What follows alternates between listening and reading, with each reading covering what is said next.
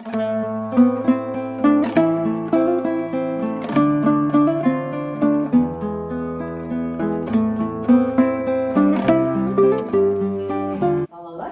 бүгін нөмірі 49 Жас Ұлан балалар бақшасына қазақтың ұлттық өнерін дәріптеу мақсатында Зейберкүл апамыз қонаққа келіп отыр екен.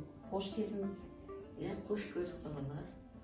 Менің келу мақсатым өзіміздің қазақ халқының ұлттық өнерін дәріптеу.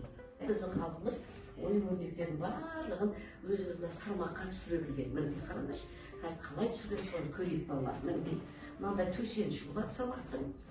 Содан кейін әрбір салмаққа түсірген оюдың өзінің шығын тарихы бар. Қазір қошқан мүйіз ояйық, балалар. Ол үшін біз мынадай материалды екіге бүктеп бар оямыз, мінекей қараңдаршы. Содан кейін ойып атқан кезде қауіпсіздік ережелерін сақтай білу керек балалар.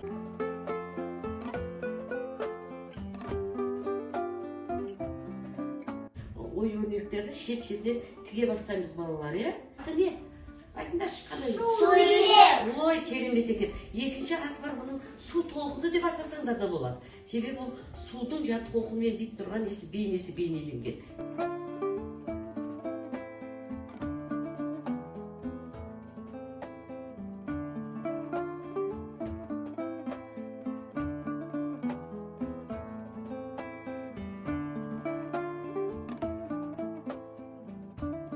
Әйелге қызым, тақияны әдемілеп тігесің. Бұл жаңа жыл қауіпсіздік ережемен жасалынған малдың сүйегінен істелген, ешқандай қолыңды жарақаттамайды. Мінекей осылай тіге бастаймыз.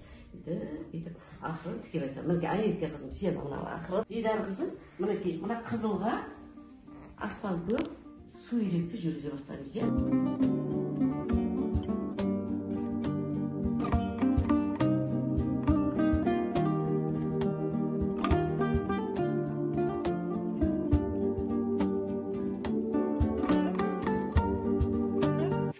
Қараңызшы, сурет ойын тағияға әдемілеп тігіп қойдым. Ой, керемет, жарғайсың. Не деген керемет екен, балалар, көрдіңдер ма? Жақсы екен, керемет. Өте тамаша тігіпсің. Өнерің өрге жүзсің, керемет балам. Қызым, сен қандай өрнекті тігіп атсың сырмаққа?